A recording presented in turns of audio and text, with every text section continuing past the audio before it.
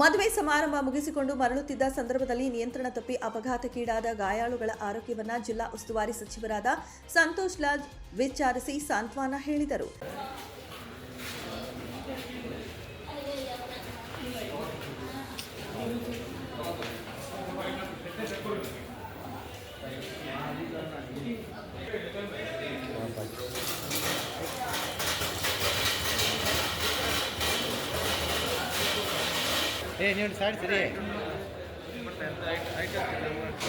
ಕುಂದಗೋಳ ತಾಲೂಕಿನ ಯಲ್ಲಿವಾಳ ಗ್ರಾಮದಿಂದ ಕಲಘಟಕಿ ತಾಲೂಕಿನ ದೇವಿಕೊಪ್ಪಕ್ಕೆ ಮದುವೆಗೆ ಬಂದಿದ್ದ 25ಕ್ಕೂ ಹೆಚ್ಚು ಮಂದಿ ಕಾರ್ಯಕ್ರಮ ಮುಗಿಸಿಕೊಂಡು ಮರಳಿ ಸ್ವಗ್ರಾಮಕ್ಕೆ ತೆರಳುವ ವೇಳೆ ದೇವಿಕೊಪ್ಪ ಕ್ರಾಸ್ ಬಳಿ ಚಾಲಕನ ನಿಯಂತ್ರಣ ತಪ್ಪಿ ಮರಕ್ಕೆ ಡಿಕ್ಕಿ ಹೊಡೆದ ಪರಿಣಾಮ ಸ್ಥಳದಲ್ಲೇ ಓರ್ವ ಬಾಲಕ ಮೃತಪಟ್ಟಿದ್ದಾನೆ. ಇನ್ನು 3 ಮಹಿಳೆಯರ ಸ್ಥಿತಿ ಗಂಭೀರವಾಗಿದೆ. 10ಕ್ಕೂ ಹೆಚ್ಚು ಗಾಯಾಳುಗಳಿಗೆ ಹುಬ್ಬಳ್ಳಿಯ ಕಿಮ್ಸ್ನಲ್ಲಿ ಚಿಕಿತ್ಸೆ ನೀಡಲಾಗುತ್ತಿದೆ. ಈ ವೇಳೆ ಕಿಮ್ಸ್ಗೆ ಭೇಟಿ ನೀಡಿದ ಸಚಿವರು ಗಾಯಾಳುಗಳ ಆರೋಗ್ಯ ವಿಚಾರಿಸಿ ಸೂಕ್ತ ಚಿಕಿತ್ಸೆ ನೀಡಲು ಅಗತ್ಯ ಕ್ರಮ ಕೈಗೊಳ್ಳುವಂತೆ ವೈದ್ಯಾಧಿಕಾರಿಗೆ ಸೂಚಿಸಿದರು.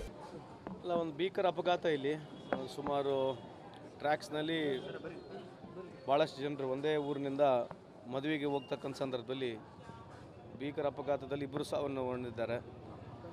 ಕೆಲವರಿಗೆ ಭಾಳಷ್ಟು ಮೈನರ್ ಇಂಜುರೀಸ್ ಆಗಿದೆ, ಕೆಲವರಿಗೆ ಸೀರಿಯಸ್ ಇಂಜುರೀಸ್ ಆಗಿದೆ.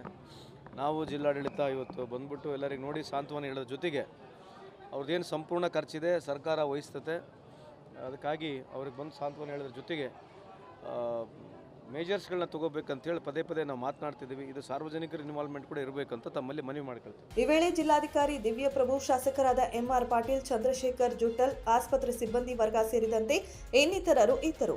9 ಲೈವ್ ನ್ಯೂಸ್ ಹುಬ್ಬಳ್ಳಿ.